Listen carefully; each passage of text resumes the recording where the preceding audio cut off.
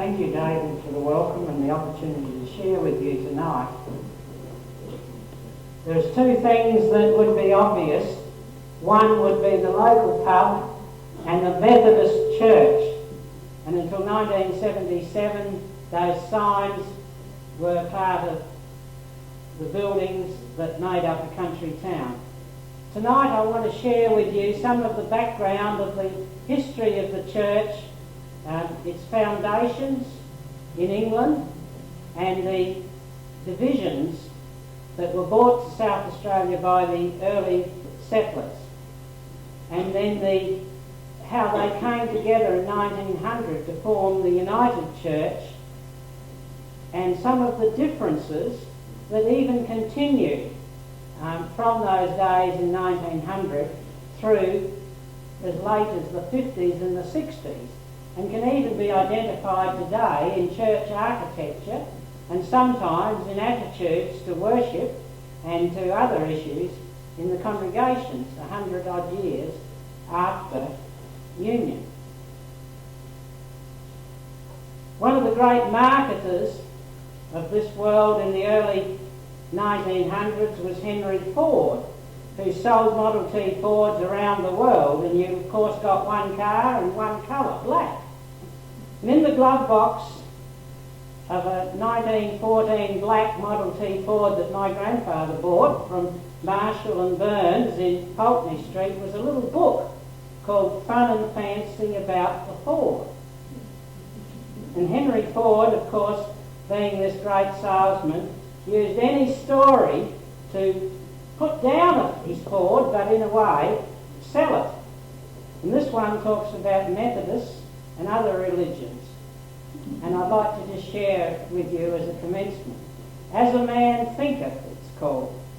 A drummer standing talking with a merchant in front of his store boasted that he could tell a man's religion by looking at the car he drove. Very well, said the merchant, here comes a friend of mine in his Packard. What is his religion? He's a Baptist, the drummer promptly replied. You've guessed it, said the merchant, but try again. Here comes a fellow in a Buick. He's a Methodist, answered the knight of the grip. Right again, said the merchant, but here comes another fellow in a Ford. What's he? Oh, he's a Christian Scientist, the drummer replied. He just thinks he has a car.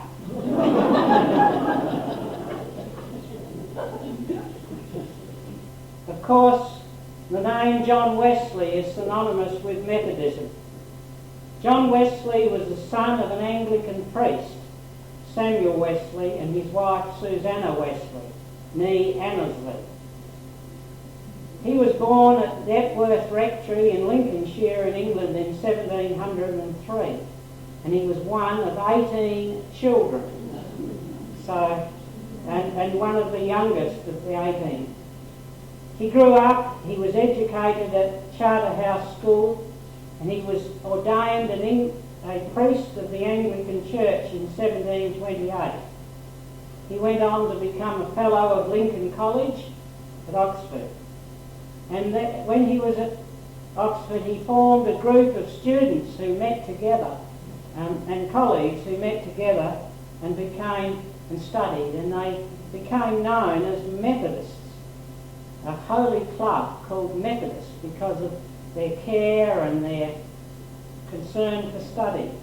But through all of that, John Wesley found that he was not really fulfilled in his vocation, and he and his brother went to Georgia in USA as missionaries. Now, I'm sure that there'd be many who would say, well, perhaps we could still go to the United States as missionaries, but he went over there, and he still found that there was no real fulfilment in his ministry and in his purpose. And he returned to England, and on the 24th of May 1738 attended a meeting conducted by some Christians from the continent. And there, that night, he had an experience when he felt that his whole life was changed, his ministry and his purpose. And that night, on the 24th of May in Methodism, was known as Aldersgate Day. because it was an Aldersgate Street. Many of these names will sound familiar. And that changed his whole life and his whole ministry. And he started to go out and to preach in the fields and to evangelise the nation. At that time, many of the established church had become very comfortable, very rich, and were patronised by the squires in the towns and appointed. And I've read in books, and many of you may have read, that a notice would sometimes be put on the notice board on Saturday night. No church tomorrow, the rector's gone to the hunt. And so suddenly this firebrand was alive and out there and preaching in the fields, and soon he found the church doors closed to him and was banned from pulpits. He started to establish groups of people that had listened to his preaching into what he called society. But he did encourage them every Sunday to still go to their parish church, to receive communion, and it was not his intention to change. But in 1784, two of his preachers were to go to America, and he asked the Bishop of London to ordain them, and that they were refused. And so from that time onwards, it in a sense pushed him into the situation where he ordained those men and started the formation of the church. In 1784, he appointed 100 of his preachers to become what he called the legal 100, who were responsible for the conference. And so he continued to preach through England for the rest of his life, travelling on horseback, reading and preparing as he travelled. And he was, in a sense, known right through the whole countryside as a dynamic preacher. And in his death in 1791, he would have still considered himself an Anglican. But the church, the Wesleyan church, had been formed, and his message continued to be preached. But soon division, the human touch of people and needs, started to happen, and divisions started to break away into other groups. Most of these divisions were related in many ways not to the doctrine or to the evangelistic outreach that John Wesley had encouraged, but rather to do with government and order and areas of the country, perhaps where some of his preachers didn't touch. And we're going to look tonight at four main groups who came particularly to South Australia. Between 1784, when the church, in a sense, was founded in England, till 1932, there were 9 groups that broke away. There were groups like the Bible Christian, the Protestant Methodist, the Wesleyan Methodist Association, the Reformists, the Bible Christians, United Methodists, and these groups were in England. But there were 4 major groups that came to South Australia, and we'd like to look at those tonight. First, there was the group, the Bible Christians. This was a group that were formed in Devonshire, and that was a result of a disagreement, again, of a local preacher who went out and preached in the fields, wanted to go out, and this was in Devonshire, and he fell foul of the leaders of his local Wesleyan chapel, who decided to exclude him. Very nice words of saying we were kicked out, I guess. And he continued, so he formed a separate group in 1815, and he involved a family in the community called James Thorne, who ultimately replaced him as the leader of the Bible Christians. And their distinctive marks were that there was a rightful place of the laity, the ministry of women, and the priesthood of all believers. The Wesleyan Church, of course, was very much based on the Anglican model, and the church was governed by the ministers. The layman had no say in its government, its stationing of ministers, or its operations. So then we have this group of the Bible Christians, and their headquarters was in North Devon at a place called Shearbeer, and that was the home of the Bible Christians. There was another group called the Methodist New Connection, who was formed by a young minister, Andrew Killen. Again, he was seeking say in his appointment and in local control, and he upset the conference and again was expelled. And that church was mainly in the Midlands and the north of England, but never grew to be very large, and the biggest membership they ever had was about 5,000 people. And then the third group other than the Wesleyans that came to South Australia, were the Primitive Methodist group, which again was formed as a result of a local preacher, a group of local preachers who decided to hold an evangelical meeting in the local, they called it a camp meeting, where they all came and stayed for the weekend, and that was frowned on by the leaders of the local Wesleyan church. So in a few years, it hadn't taken long for some of that evangelical outreach to have been lost as, I guess, order came into place. The strength also of that group were the involvement of lay people, reaching out to the workers, to the unchurched, I guess, in the community and those in need. And so you had the Bible Christians, the Primitive Methodists, the Wesleyans and the Methodist New Connection. And they all came to South Australia as part of our pioneers. One of the great strengths of the church, which John Wesley established, was the fact that he was prepared to allow lay people, lay men, other than the Bible Christians, to preach, to conduct services.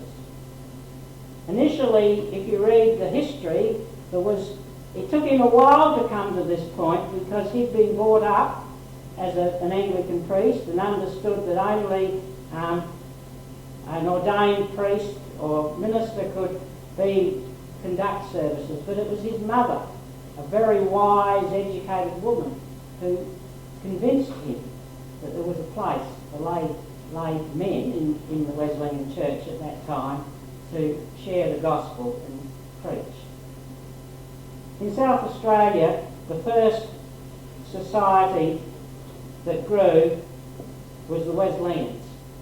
And the first recorded service was held in Kangaroo Island before Governor Hindmarsh arrived in 1836, and was conducted by a carpenter builder from England called Samuel East. Samuel East went on to build the first government house, the early government offices in Victoria Square, and his family made a contribution to early South Australia. When they arrived in Adelaide, the first Methodist service was the 22nd of January 1837 in a tent at Holdfast Bay. One of the families that was very much involved in the early society of Adelaide was Edward Stevens. One was the manager of the Bank of South Australia, the other was the company manager, and later one became the proprietor of one of the newspapers. And they were very active in the establishment of the church. By 1838, they had printed a preaching plan, or a program of services. In our terminology, we call it a preaching plan, and you'll see that they had a chapel, and they also, on Wednesday evening, and then they also preached at Forbes Square. And that's 1838, June, July, August and September. And that's the originals in my possession. And so they didn't take long to become organised, but they had no ordained minister. They built first a stone church, which was opened in March 1838, hence this reflects that, in Hindley Street, on the site of where it's not even Miller Anderson's car park, now the Theatre Royal. Most of us are over 20, so we all know where the Theatre Royal was. And that's where that first church was built. It was the first stone church in the city. But they soon outgrew that, and Edward Stevens offered them a block of land in Gawler Place. But the minutes of the meeting indicate that they were a bit hesitant to accept his gift, because to go out to Gawler Place was considered too far in the bush. And we're talking 1839. Ultimately, a church was built, designed by Kingston on the site, and is the site now of what we know now as City Cross in Gawler Place. It was Georgian in style. It had a gallery and would accommodate 500 people, and that was opened in 1839. So very quickly they become an organised society, and it wasn't until 1838 that their first minister arrived, a Reverend William Longbottom, and he was here till 1849. They must have worked them hard, because he died at 45, and his son went on later to become a partner in that well-known, firm that many of us remember, Colton, Palmer and Preston. And he lived in Ramallo House at McGill, was his home. Reverend Daniel Draper was appointed by the Wesleyan Church and was here from 1846 to 1855. And David made mention of Perry Street Church, which was built in 1850. That was a monument, I guess, to Daniel Draper. And yes, I agree, like many of us, it was a sad day when the Adelaide City Council acquired that property and demolished it. During his time, the church grew and followed the settlers out into the countryside.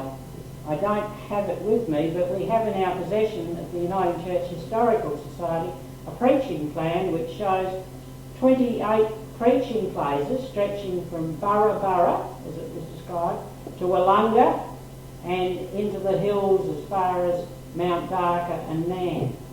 This was 1847.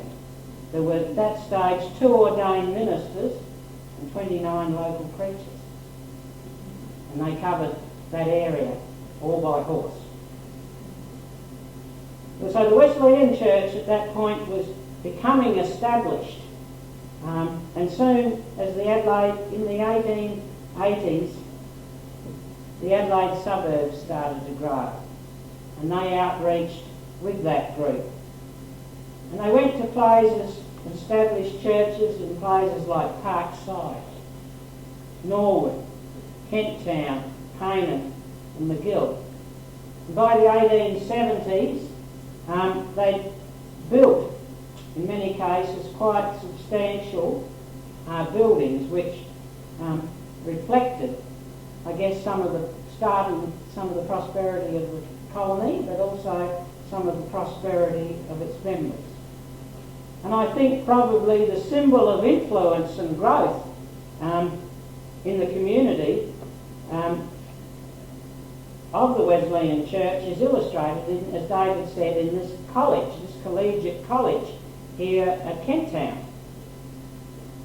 They commenced the school in the Perry Street Hall, but later that year, when Prince Alfred, the Queen's son, was here, they invited him to lay the foundation stone. And you may remember a lady that lectured us or spoke to us last year about St Peter's College shared how upset Bishop Short was that the Wesleyans, as he liked to call them, had, shall I say, jumped his protocol and had the Prince lay the foundation stone to their college.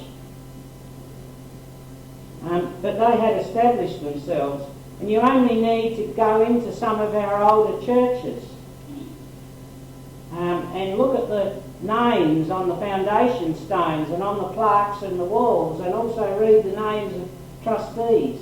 And you'll see people such as John Colton, Frederick Holder, Dunn, Waterhouse, Gartrell, Clarkson, Gillingham, Bonython, Scarp, Kingsborough, names that many of us know today, Davy, Hill, Lathleen, and so it goes on as part of that church. The Primitive Methodists came to South Australia and in June 1840 formed a society. And in 1844, 2 ministers came from England. Their first city church was in Morford Street, and that was demolished in about 1955. They built churches at places like Sydenham Road, Payneham, Kensington, Dudley Park. They went into country areas, and as we illustrated later, in many towns there would be 3 branches of the Methodist Church sometimes, and in a couple of areas there was as many as, and we were illustrated on the slide at the time of union, in the Moota, Kadina area, in the Moota area there was 16 churches of Methodist persuasion. Wellington Square, which is now Channel 9, was probably the most outstanding of the primitive Methodist churches and was the home of some of their great preachers, particularly in the 1890s, a gentleman called Hugh Gilmore. And at least 2 books of his sermons were published, and in those days, as was the custom, the newspaper would publish often his sermons word for word in text. A little bit different to today's paper. Methodist New Connection, a very small group as we talked about in England, but the name James Morn, most South Australians are aware of, and aware of Morn Church, that building in corner of Pitt Street and Franklin Street, which was opened in 1966. He arrived here in 1862 and brought a group of people together who were part of the Methodist New Connection. He died in 1871, but in that short time that he'd been in Adelaide, he erected the Morn Church in Franklin Street. The only other place that they owned or had a cause of church was at Hope Valley, and many of you may go up Grand Junction Road and there's a small little church which I think is now doctor's surgery as Grand Junction Road turns around what was, it used to be Ango's vineyard. So the Methodist New Connection had these 2 churches. James Morn was very educated and used to give lectures at various places to raise money for his cause. And it's recorded that he was quite a fine preacher, and it's recorded that one evening he preached for 63 minutes. Now, that's quite a feat, but you can imagine the seats might have got a bit hard too. They never grew as a group, as a church, and in 1888 joined with the Bible Christians, and at that time they had a membership of 80. Then the last group, the Bible Christians, very much involved with the Cornish miners. Cornish miners that came to South Australia, first to Burra, or some to Kapunda of course, and then to Burra, and very much to Moota. The 2 ministers that came from England in 1850 were the Reverend James Way. Now that's a name that's synonymous with South Australia, and James Road. Their principal places first were Burra and Bowden. But they had very strong growth in the rural areas, particularly Port Augusta, Corn, Wilmington, Melrose, and through all that area as the farmers moved out in that quest beyond the Goyder's line. They went and followed with them. Also on the Gawler Plains there was a minister called Samuel Keane who developed a whole series of churches in places like Penfield and Angle Vale, which of course part of Penfield's all been eaten up by Edinburgh, but they were all farms and they were very strong there. Also they encouraged women preachers, as we said, and a lady called Serena Thorne, who was the daughter of the leader, came to South Australia as an evangelist. She went around Australia, but she spent a lot of time in South Australia. She was only in her early 20s, and she used to preach to the Adelaide Town Hall, full of people on a Sunday night. And she was sponsored by then Samuel Wade, who was the Chief Justice and the Attorney General, the son of the Reverend James Wade. He wasn't Sir Samuel at that stage. It wasn't until about 1890 that he received a knighthood. She, in her travels, met a minister called the Reverend Octavius Lake. What an interesting name. And married him and stayed in South Australia and died in South Australia in the early 1900s. But she went around as an evangelist right around the state, and as I say, preached in the Adelaide Town Hall meetings on a number of occasions.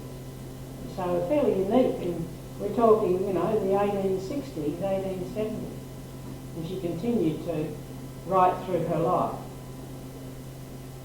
And so we have these groups of people, and it's interesting, I think, for a moment to look at how they operated.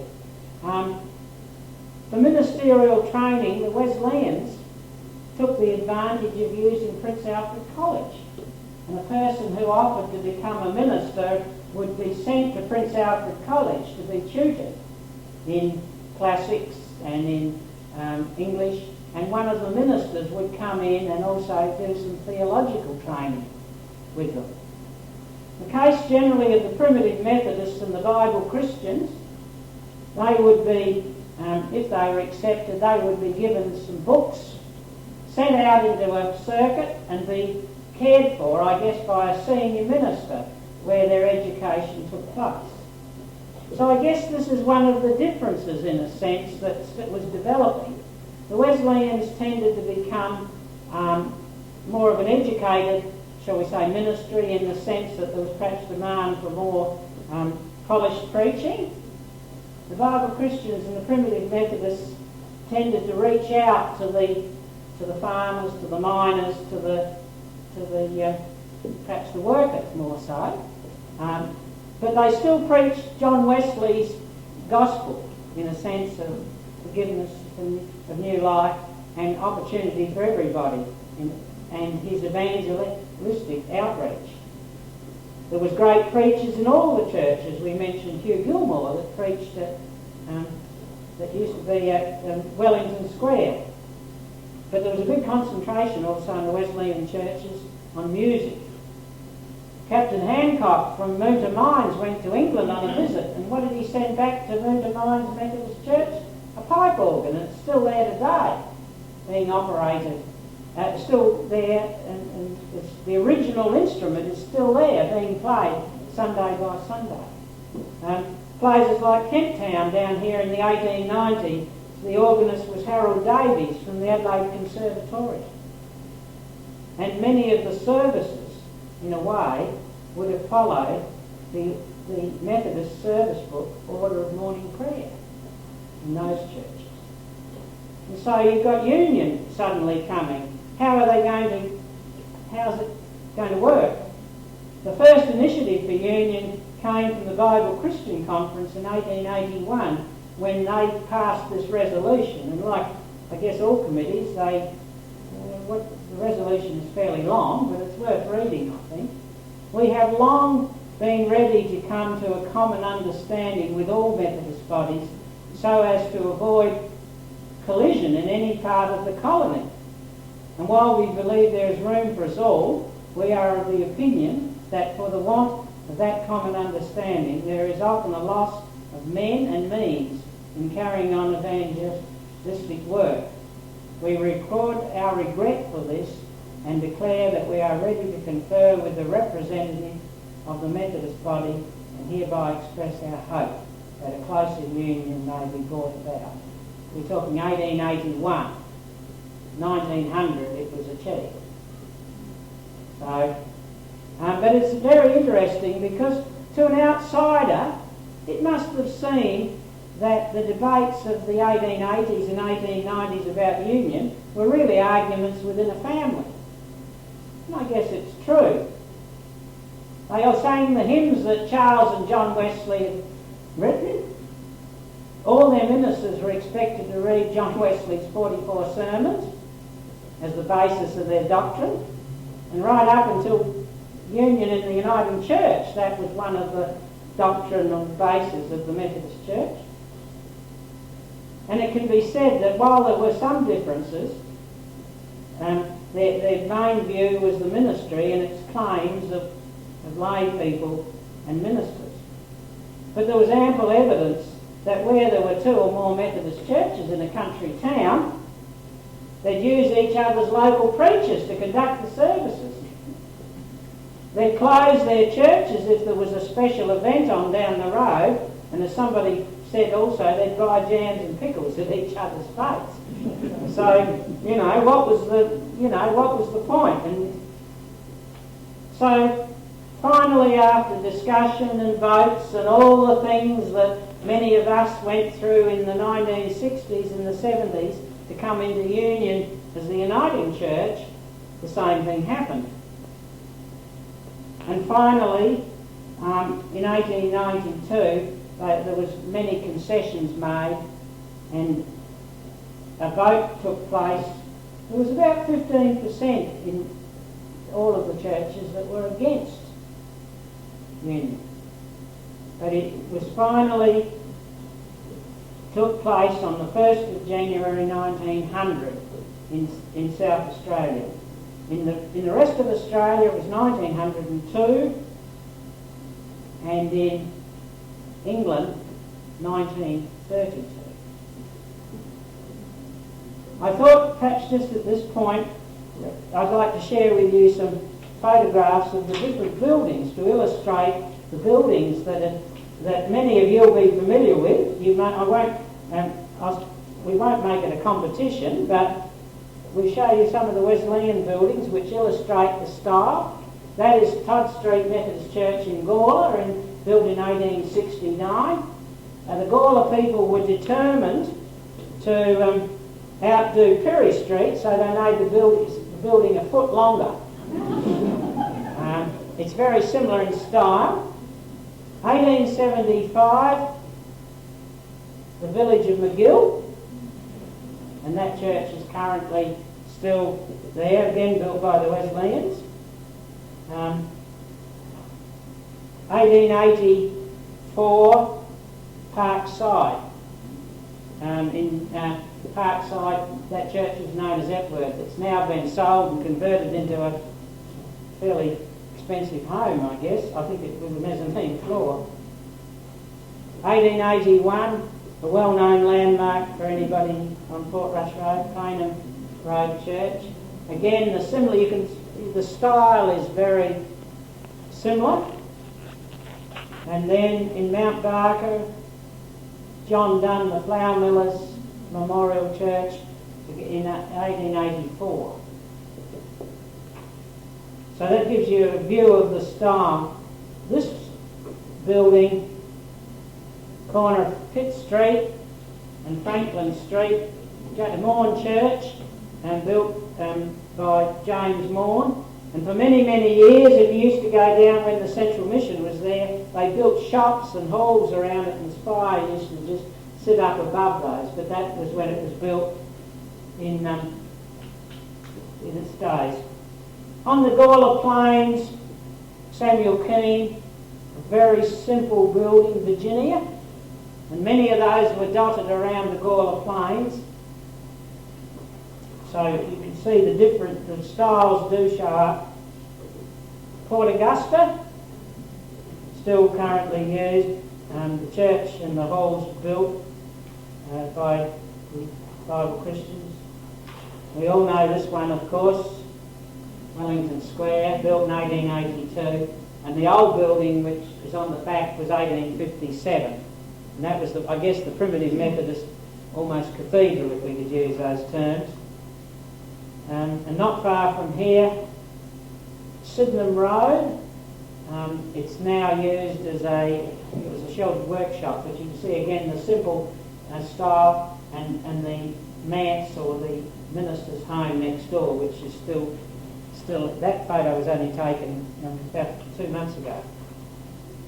And another one, 1859, what is known as Argent Street in the Paynham Cemetery, primitive Methodism.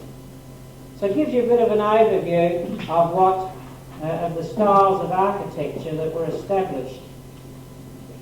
Now, I did copy, just to give you an idea, what did union mean for people in some of the towns? Now, this is from the official record and shows the number of preaching places at Moonta. And then in the Kadina area, I mean, some of them are just out of the town, but Moonta is pretty well compact. And they were the churches at 1900. Now today, at Moonta, there is the Wesleyan one at Moonta Mines and the Wesleyan one in Moonta. The rest of them have either been demolished or put to other purposes. And in the north, just to give you another idea, Coolunga, Yakka, some of those places at the north where they had moved.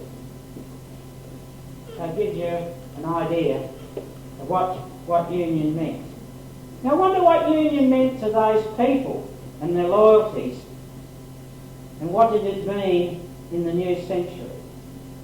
Well, it obviously meant for many people change, because you could no longer sustain in a town like Laura, or the Laura area, at least 2 churches. So one had to perhaps be sold, and there would have been lots of changes. We are all very much, I suppose, by nature attached to buildings and familiar things. It's interesting that when they came into union, some people would have moved or even perhaps left the church.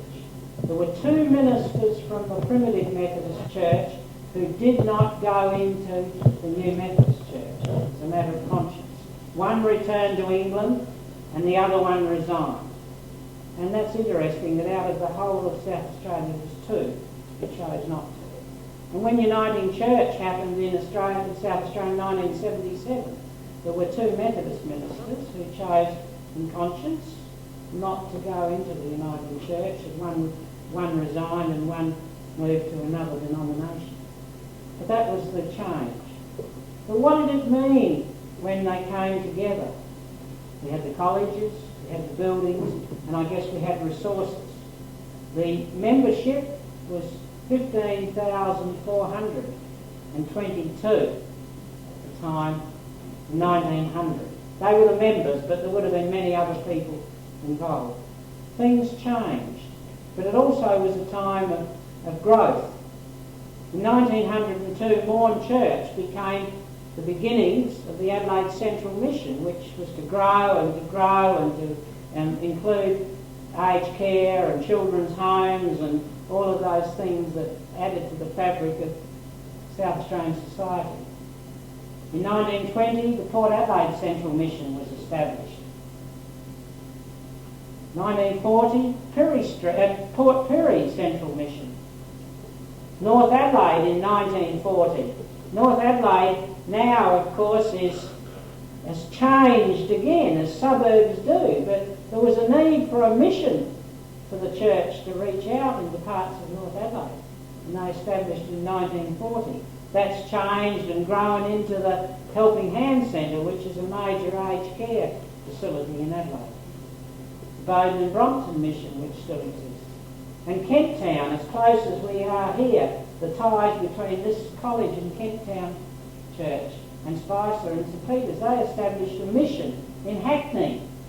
Who remembers the little church in Park Street, Hackney, that was a mission and up till 10 years ago?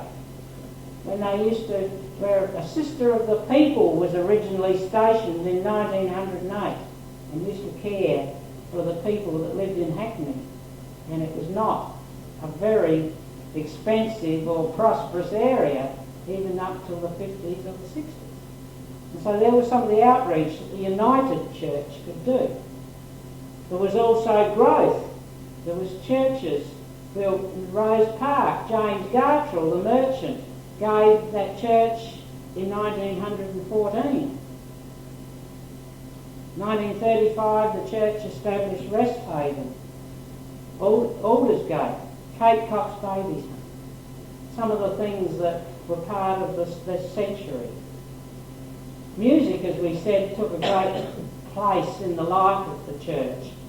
And many choirs in the 30s and the 40s encouraged young people with music. So many of the people, young people, got their first opportunity in music, encouragement, through some of those choirs. Admittedly, they were probably pretty strict and had some high standards. The one from Wesleyan on the parade, they used to go every year to the Ballarat music competitions and come back with a shield, win choir competitions. If you wanted to be a member of the Perry Street Methodist Church choir in 1930, you didn't rock up and say, hey, I want to join, I'm a good singer, but you have to in like they would today. If you turned up today and wanted to join the church choir, they'd have you in the door and music in your hand before you could say, before you could say thank you. If you wanted to join Perry Street Methodist Church Choir in 1930, you required 3 references. You had to pass a voice test so they could prove you could sing. And if you were absent 3 weeks without reason, your place was filled.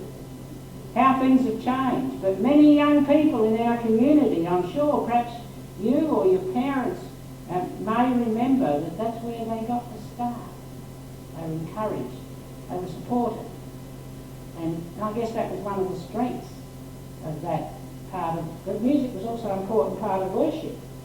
Many churches, as late as the 1970s and 80s, would, as part of the choral service in the morning, chant the psalm, not in much different to their Anglican brothers in the next street. That was that Wesleyan tradition, still there. And there's one church not far from here that quite often, in the Uniting Church that comes from that Wesleyan stream, many Sunday mornings will still chant the psalm as part of the service. So some of those traditions still continue. So we talk about differences that divide. And just very quickly, I'd want to just share a little story with you. I have over here something that many of you own, and this doesn't belong to me, but it was given to me by a minister. You know, the old academic gown? And when I showed it at a talk one night, somebody said they remember being here at Prince's and their masters running around and flying in the wind in the ground. That was given to my son when he graduated from Adelaide University. You know, you need that gown on that day when you collect your degree, by a retired minister friend of ours. He's travelled a lot of miles in the back of a car in the country. He was appointed in 1958 to a major country town where there were 2 churches, one of Wesleyan tradition and one of Bible Christian tradition. His normal style was a black suit and a clerical collar, and that was the Bible Christian Church, where they still in a sense carried that tradition, acceptable. When he went around the corner to preach at the Wesleyan church, he was told, when you preach in this church, you will wear a gown. And he went out and bought that gown. And I'm talking 1958. So attitudes, styles of worship, and understanding. The gospel is the same, but understanding of worship still was there. Not suggest to you today, if when you're driving around Adelaide next, and you look at some of those early Uniting, what are now Uniting churches, you look at the style of architecture and see if you can pick what might have been Wesleyan, what might have been Bible Christian, from the style. And one example out of a book, which is the last one I'd like to show, was a Wesleyan and a Bible Christian church at Union. The compromise was that the Wesleyans sold their church to the Roman Catholics and they went around the corner to worship in the Bible Christian church. But the pulpit and the communion rail and the communion table were bought from the Wesleyan church to enhance, shall I say, or the accepted interior of that church to meet the needs, whereas before there would have just been a simple desk at the front. And so that's some of the differences. They may seem, I guess they're not major differences, but some of those things do exist in attitude. And I'm aware, even today, when I occasionally preach in some churches, that there are two churches in one parish that come from different traditions, and you can still see part of that tradition. Of course, the 1960s saw many change, and then 1977 saw the church come into union with the Presbyterian and the Congregational churches.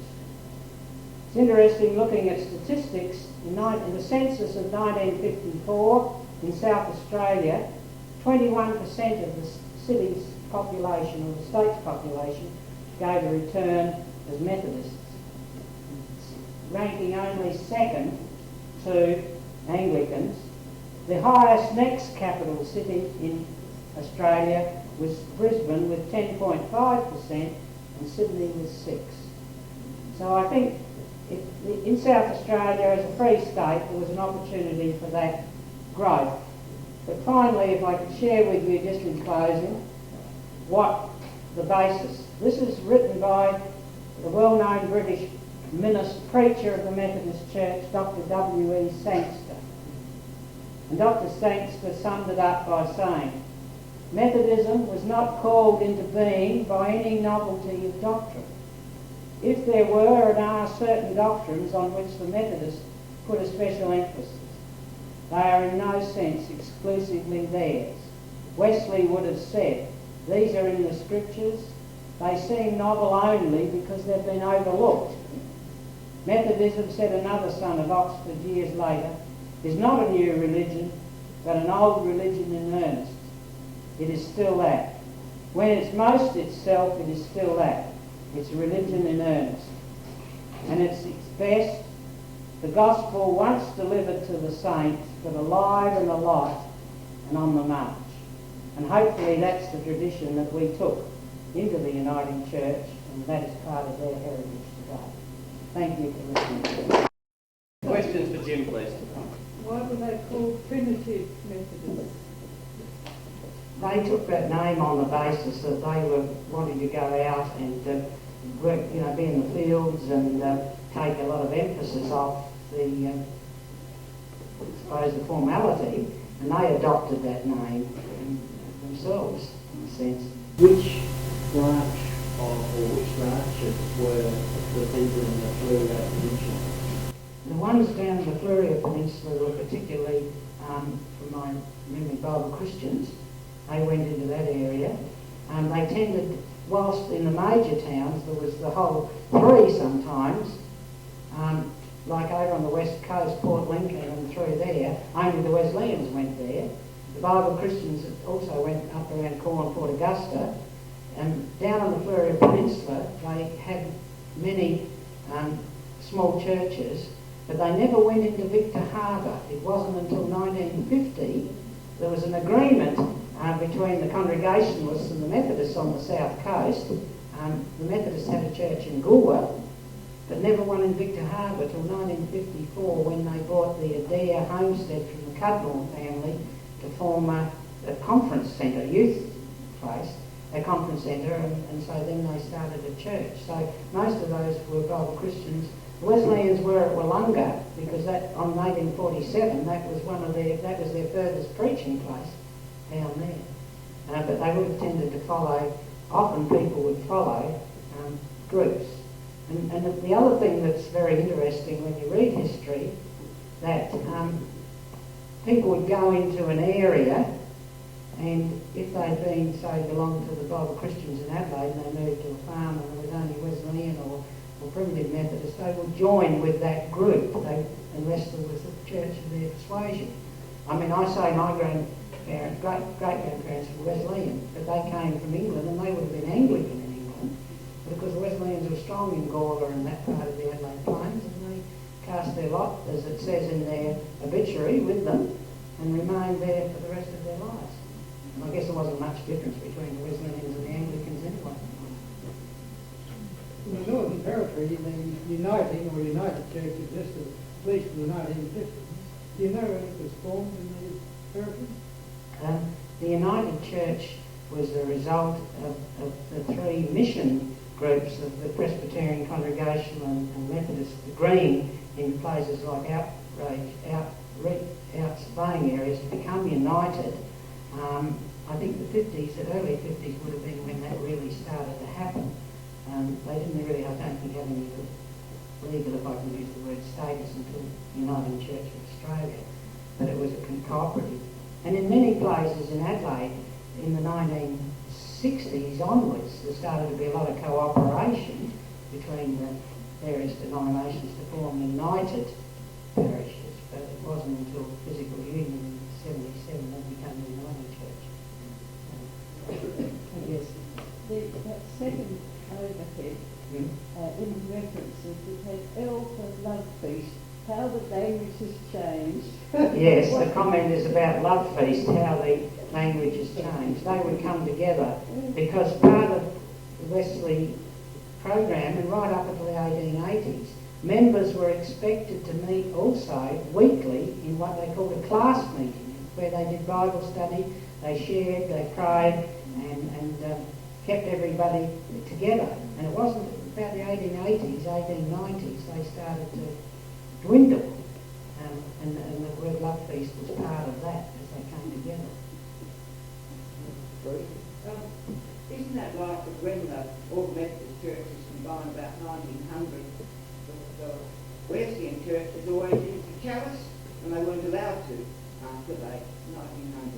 You reckon that's right? No, well, actually, I think probably as much as anything today, if you saw that chalice in there, they've probably been put away for safety because they're pure silver. Most of our churches today, from my experience, still use the communion silver and did, on communion Sundays. But I think it undermines a lot of the stuff has been put away because of the historic links. And I think it's... They gave a story about it. Yes. How when the churches combined, they weren't allowed to use the chalice anymore. Well, that's an interesting one to me because I would have said Moonta Mines was Wesleyan. Yes. If anything, the church in 1900 tended to adopt the Wesleyan style more so than the others. That might have been perhaps because, there were 16 of them combined up at Moonta Mines, so perhaps there was a bit of local pressure put on. I think probably, firstly, South Australia, of course, being established without the traditional state church, and the fact that particularly Angus and the founders were encouraging free people to come to the state, they bought their religion's loyalties with them, and many came, as we said, with the miners. I don't think there was anything really against the established church. It was just they brought those traditions with them, but they were certainly free here because in England, many of them up until into the 1800s still had to go to the parish church to get married, or they weren't allowed, or their ministers weren't allowed to conduct burials in the parish churchyard. But I think South Australia was unique, and of course Bishop Short found it pretty hard to not be the Lord Bishop of Adelaide in his own right, supported by the state, but he had to, and it's interesting to read Judith Brown's book where quite often the Catholic Archbishop was given precedence over him, and he used to get fairly upset, shall we say, because his carriage wasn't behind the governor. So I think it was more to do with the attitudes of the people and the freedom that they had in South Australia. 100 years ago, the proportion of Methodists in South Australia was much higher than in any other state. Looking at things now, apart from the good many church buildings and Prince Alfred College and so on, do you think there is any legacy in South Australia from that high proportion of Methodists, or do people like Don Dunstan get rid of it all? The question is, what is the legacy? Well, I guess if you look at it, if you went on numerical numbers, when the Methodist Church went into union in South Australia in 1977, there was 31,000 confirmed members. There were lots of adherents, but if you took confirmed membership, now the Uniting Church confirmed membership would be below probably 20,000. I'm not sure what the exact figure. And that means, of course, we did take, there was a congregation of Presbyterians joined, but they were smaller in number. I guess the legacy that they left is many of the social institutions. I mean, we know of the aged care, the missions. I mean, it's a fact, and it's something that's only, I guess, we started to realise that the Uniting Church in Australia and Central Missions, for example, were legacy of English Methodism to our Methodism, is the biggest aged care provider in Australia and the biggest social welfare provider in Australia. We don't often, that fact's not often publicised because it's done in segments around the country. There's a new move to bring it together, like you may now see Uniting Care Wesleyan at Bowden, Uniting Care Port Adelaide. Try to badge them, not to say to the world, well, look, the church is doing a job, a special job, but there is an advantage, and that's not a criticism of any other churches that do social work or outreach. But I think it's a fact that sometimes gets lost by the public. Other groups have a much higher, shall we say, media profile. I think that's one of the things, and I think some of the values in South Australia, as you say, the education institutions still have some of that ethos that were brought by the early settlers. Well, thank you very much, Jim, for sharing a topic which is obviously, I guess, it's come through your family. The Wesleyan connection is a long one, it's a strong one, and for you it's an important one. And your work with the church and with the archives and with history has ensured that you've been able to put together a presentation tonight that covers many aspects of Methodism in South Australia, from the very beginnings in England through to the Uniting Church and what happened along the way, and the great names of Methodism that are still around, but perhaps losing, the knowledge of those names is passing with the passage of time. The names of Draper, Argent, what have you, names that were probably well known, well used 30 or 40 years ago, aren't well known now. So you've certainly reminded us of the great role Methodism played in the development of South Australia, certainly having lived in the Copper Triangle